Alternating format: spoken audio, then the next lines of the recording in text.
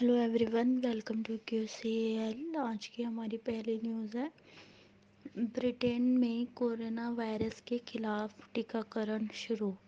Britain में corona महामारी के खात्मे के लिए टीकाकरण का आगाज़ कर दिया गया है। इस यूरोपीय देश में मंगलवार से बड़े पैमाने पर कोरोना के खिलाफ टीकाकरण अभियान शुरू कर दिया गया है।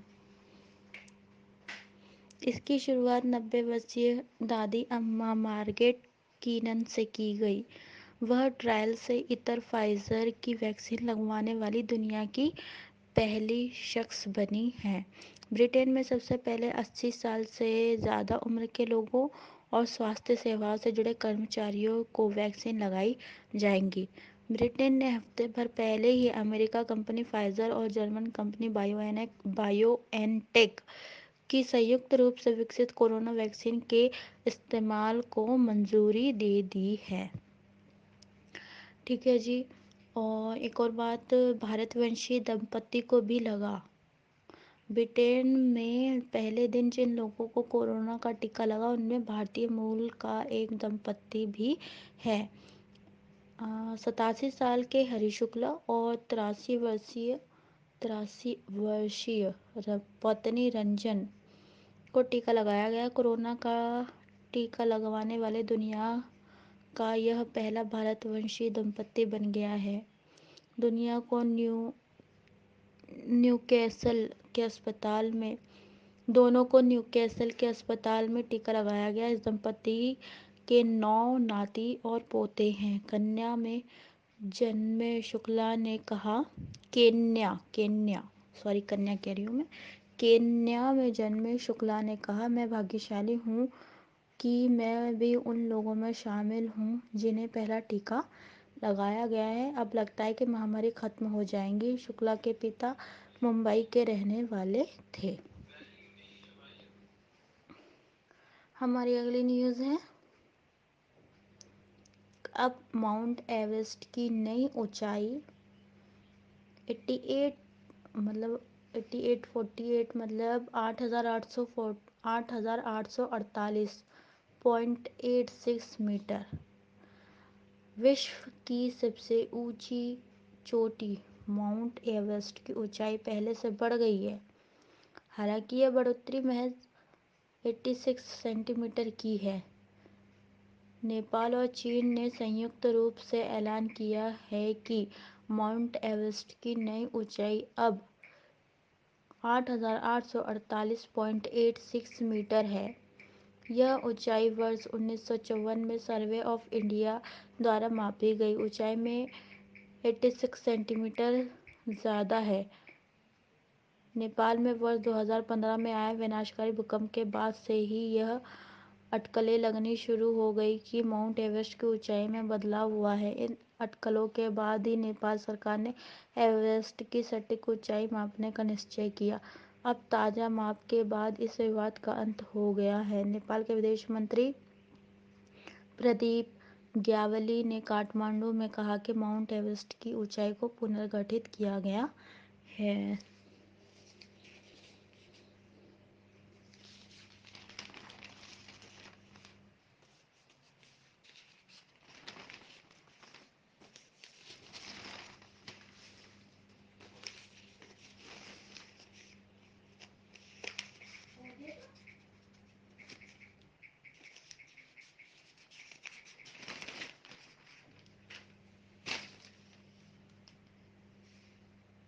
हमारी अगली न्यूज़ है। देश में 30 करोड़ लोग अभी भी 2G युग में हैं। उन्हें भी स्मार्टफोन की ज़रूरत। RIL के चेयरमैन ने 2021 की दूसरी छमाही से 5G सेवा का संकेत दे दिया है। इंडियन मोबाइल कांग्रेस 2020 के संबोधन में RIL के चेयरमैन मुकेश अंबानी ने कहा है कि देश में 30 करोड़ लोग अब भी 2G का इस्तेमाल कर रहे हैं। इन यूजर्स को 2G से बाहर निकालने के लिए तत्काल नीति बनाने की ज़रूरत है ताकि उन्हें सस्ते स्मार्टफोन उपलब्ध कराए जा सके। इसका फ़ायदा यह होगा कि 30 करोड़ लोगों को भी डायरेक्ट बेनिफिट ट्रांसफ़र का लाभ मिल सकेगा।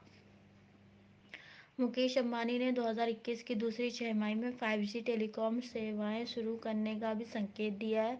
उन्होंने कहा है कि भारत इस समय दुनिया के बेस्ट डिजिटल कनेक्टेड देशों में शुमार है। इस स्थिति को बनाए रखने के लिए ज़रूरी है कि 5G की जल्द शुरुआत की दिशा में नीतिगत कदम उठाए जाए। मैं भरोसा दिलाता हूं कि 2021 की दूसरी छमाही में 5G क्रांति के साथ जियो अगुआ बनेंगी।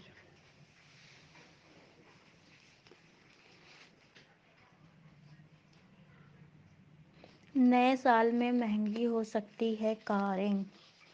ऑटो निर्माण से जुड़े कच्चे माल की कीमतों में लगातार बढ़ोतरी से ऑटो निर्माता कंपनियों दबाव में हैं। बढ़ती लागत के दबाव को कम करने के लिए कंपनियां नए साल में कार की कीमतों में इजाफा कर सकती है। मैन्युफैक्चरिंग से जुड़े सभी प्रकार के कच्चे माल के दाम बढ़ने से कंज्यूमर गुड्स की कीमतों में भी नए साल में बढ़ोतरी हो सकती है।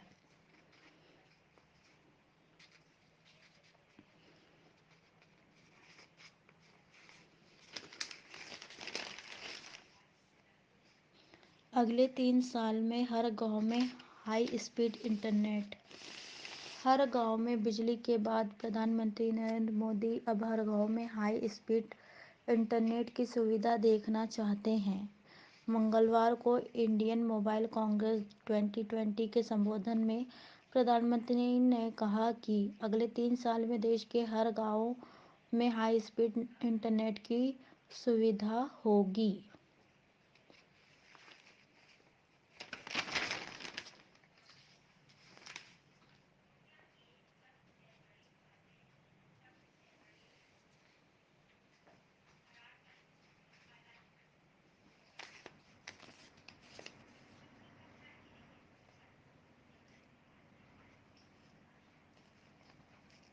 हमारी अगली न्यूज़ है, पहली बार यूएई और सऊदी अरब के दौरे पर भारतीय सेना प्रमुख जनरल एम नरवाने ने मंगलवार को संयुक्त अरब अमीरात, यूएई और सऊदी अरब की 6 दिवसीय यात्रा के लिए रवाना हो गए हैं। वह रक्षा और सुरक्षा के क्षेत्र में रणनीतिक सहयोग पर काम करेंगे।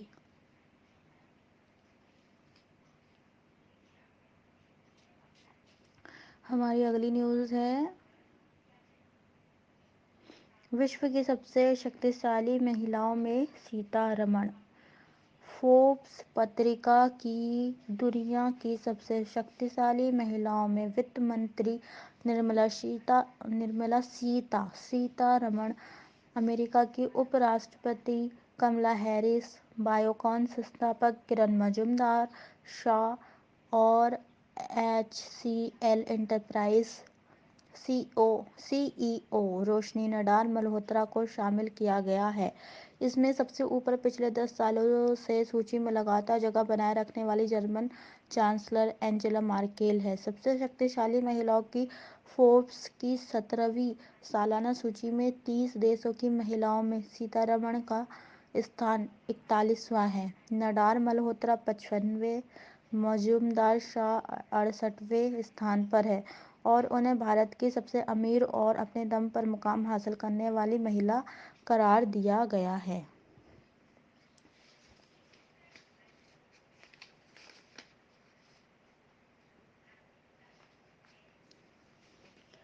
हमारी अगली न्यूज़ है, पूर्व सैन्य जनरल को रक्षा मंत्री नामित किया। अमेरिका के नवनिर्वाचित राष्ट्रपति जो बाइडेन ने सेवानिवृत्त सैन्य जनरल लॉयड ऑस्टिन को अपना रक्षा मंत्री नामित किया है।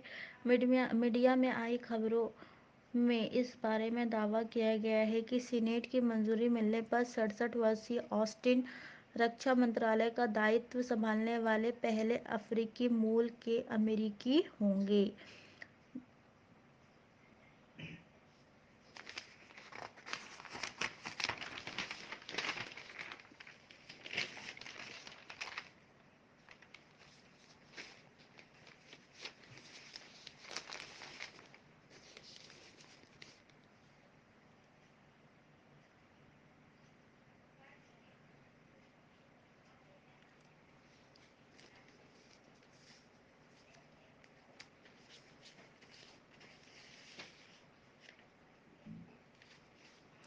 हमारी अगली न्यूज़ है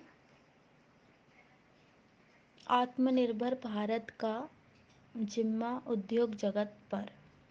मैन्युफैक्चरिंग सेक्टर में देश को आत्मनिर्भर बनाने की जिम्मेदारी उद्योग जगत पर है, सरकार पर नहीं।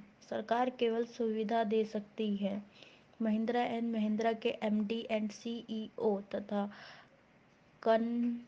Confederation of Indian industry (CII) के चेयरमैन पवन गोयनका ने मंगलवार को ये बात कही।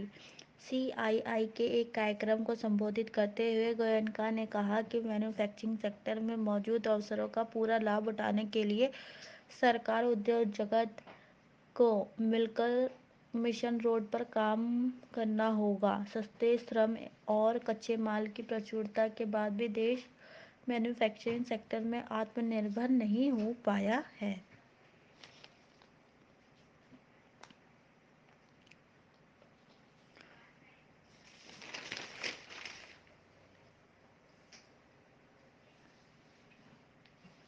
और हमारी यह सबसे आखिरी न्यूज़ है ये, रूस तत्काल क्रीमिया से सेना वापस करे UN। संयुक्त राष्ट्र UN की साधारण सभा ने प्रस्ताव पारित करते हुए रूस से कहा है कि वह तत्काल क्रीमिया से सेना वापस करे और यूक्रेन के हिस्से से अस्थायी कब्जा हटाए।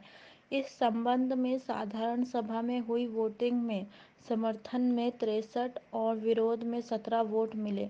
62 देश वोटिंग से अनुपस्थित रहे। लगभग यही संख्या पिछले साल प्रस्ताव पर थी। इस प्रस्ताव का समर्थन पश्चिमी देशों और उनके समर्थक देशों ने किया, जबकि विरोध में रूस के साथ चीन, क्यूबा, वेनेजुएला, ईरान और सीरिया थे। संयुक्त राष्ट्र ने साधारण सभा बुलाते हुए क्रीमिया पर रूस के कब्जे को हटाने के लिए सभी अंतर्राष्ट्रीय संगठनों को भी आमंत्रित किया था। संयुक्त राष्ट्र के प्रस्ताव में क्रीमिया में यूक्रेन की मिलिट्री इंडस्ट्री को जब्त करने की भी निंदा की है। क्रीमिया में युद्धपोत का निर्माण करने पर भी रूस की आलोचना हुई और काला सागर में अंतर्राष्ट्रीय नियमों का पालन करने की चेतावनी दी गई है। रूस ने 2014 में क्रीमिया पर कब्जा किया था। तो ये रही आज की न्यूज़। हमारे चैनल को लाइक करें, शेयर करें, सब्सक्राइब करें। Thanks for watching.